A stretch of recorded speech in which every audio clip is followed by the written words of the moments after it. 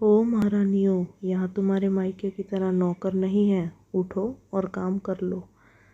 शांति की यह रौबीली आवाज़ सुनकर उसकी दोनों देवरानियाँ विभा और अनीता काँप उठी और काम करने को चली गई। बात दोनों तरफ एक जैसी ही थी। दोनों के पति अभिषेक और राहुल दुकान पर बड़े भाई के साथ काम करते थे। दोनों भाइयों की बड़े भाई के सामने एक भी शब्द बोलने की हिम्मत नहीं होती थी और बिल्कुल ऐसे ही दोनों देवरानियों की अपनी सास कम जेठानी के आगे जुबान खोलने की हिम्मत नहीं होती थी।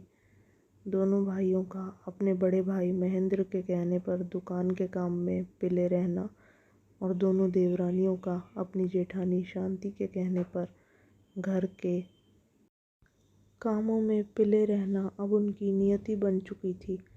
दोनों भाई अपनी बीवियों के असली परिस्थिति जानते थे और समझते थे, लेकिन वे विवश थे। उनके पिताजी की मौत के बाद बड़ी भाभी ने भाई को ऐसा अपने काबू में किया कि भाई साहब तो अब ना ही कुछ सुनते थे, ना ही कुछ देखते थे। घर में सिर्फ शांति का राज चलता था।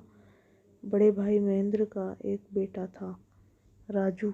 दोनों छोटे भाई अपने भतीजे पर जान छिड़कते थे, पर बड़ी भाभी अपने देवरों को नौकर से ज़्यादा कुछ नहीं समझती थी। हर काम में दो बात करना बड़ी भाभी शांति की आदत बन चुकी थी।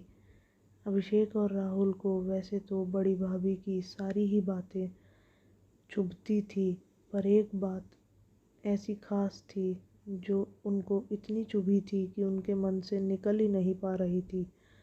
हुआ यूँ कि एक दिन तीनों भाई महेंद्र, राहुल और अभिषेक बैठकर खाना खा रहे थे। जब बड़े भाई महेंद्र को खाना खिलाया जा रहा था तो भाभी शांति रोटियों को देसी घी में चुपड़कर अच्छे से बड़े भाई को खिला रही थी। और उसके बाद जब दोनों छोटे भाइयों की रोटी खाने की बारी आई तो बड़ी भाभी ने देसी घी का डब्बा उठाकर रख दिया और उनको थोड़ा थोड़ा डालडा लगाकर रोटी चुपड़कर देने लगी। इस बात पर छोटे भाइयों ने कहा कि भाभी, हमें भी तो देसी घी लगाकर रोटी दो। बस फिर क्या था, शांति गुस्से में भर गई और उसने बोला कि तुमने कौन सा अपनी कमाई से महल खड़े कर दिए हैं जो तुम्हें देसी घी लगाकर रोटी दूं। इस बात पर छोटे भाई बोले कि भाभी, बाप तो हम सबका एक ही था, तो फिर आप ऐसे दुबात क्यों करती हो। बड़ी भाभी रसोई से बेलन लेते हुए गुस्से में दमदमाती हुई आई और अपने पति से बोली कि सुनो जी, सबका काम करूं और फिर सबसे सुनूं, ये मुझसे अब नहीं होगा। बड़े भाई अपनी बीवी को गुस्से में देखकर मानो डर गए हों और उसको मनाने चले गए। उन्होंने एक बार पलटकर ये भी नहीं देखा कि बाकी दोनों भाइयों ने खाना खाया भी या नहीं। उस दिन राहुल और अभिषेक दोनों भूखे पेट सो गए और ये बात उनके मन में घर कर गई। दोनों छोटे भाइयों को भी एक एक बच्चा हो गया। राहुल को एक बेटी हुई और अभिषेक को एक बेटा। परिवार अब बढ़ने लगा था। एक ही घर में अब सबका रहना मुश्किल हो रहा था। बड़े भाई महेंद्र और भाभी शांति ने चालाकी से भाइयों को यह कहकर घर से अलग कर दिया कि अब इकट्ठे रहने में मुश्किल होने लगी है, इसलिए तुम दोनों अलग रहने लग जाओ।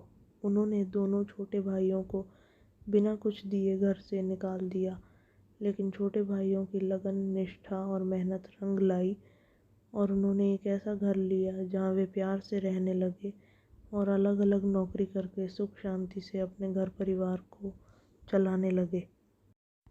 समय बीतता गया और बड़े भाई महेंद्र के बेटे राजू की शादी हुई और महेंद्र बीमार रहने लगा था और ज़्यादातर घर पर ही रहता था। दुकान का सारा कार्यभार उसने अपने बेटे राजू को सौंप दिया। लेकिन कहते हैं ना, समय कभी एक सा नहीं रहता। ऐसा ही कुछ शांति और महेंद्र के साथ हुआ यूँ कि राजू की बीवी उसको खाना खिला रही थी। जब तक राजू खाना खा रहा था तो वह बड़ी सुंदर फूली फूली हुई रोटियों से उसको खाना खिला रही थी। राजू के खाना खाने के बाद महेंद्र टेबल पर खाना खाने आया और शांति ने देखा कि महेंद्र को अच्छी नहीं बल्कि जली हुई डालडा लगी हुई रोटी बहू परोस रही थी। इस बात पर अपनी आदत से मजबूर शांति ने गुस्से में बहू से कहा कि अरे ओ, तुम्हारे मायके में क्या तुम्हें ऐसी रोटी बनानी ही सिखाई है? ये कैसी रोटी मेरे पति को तुम दे रही हो? घी क्यों नहीं लगा रही हो? जली हुई रोटी क्यों दे रही हो? इस बात पर बहू ने तमतमाते हुए कहा कि आप क्या चाहती हैं? जो आदमी सारा दिन दुकान में अपने हाथ तोड़ता है, मेहनत करता है, उसकी बजाय मैं इनको अच्छी रोटी खिलाऊं जो सारा दिन कुछ नहीं करते, बस घर में पड़े रहते हैं। यह सुनकर शांति दंग रह गई और उसे सबसे ज़्यादा दुख यह बात जानकर हुआ कि कमरे में बैठा उसका बेटा यह सब सुन रहा था और कुछ नहीं कह रहा था। वो समझ गई कि अब उसके कर्म ही उसके आगे आ रहे हैं। महेंद्र चुपचाप उठकर अपने कमरे में चला गया। खाना वहीं पर रखा रह गया। उस दिन के बाद से शांति की ज़ुबान तो मानो चली ही गई हो।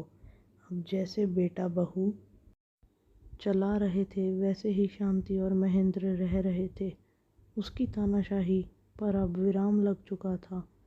घड़ी घड़ी पुरानी बातों को सोचकर उनमें खो जाना अब उसकी आदत बन चुकी थी।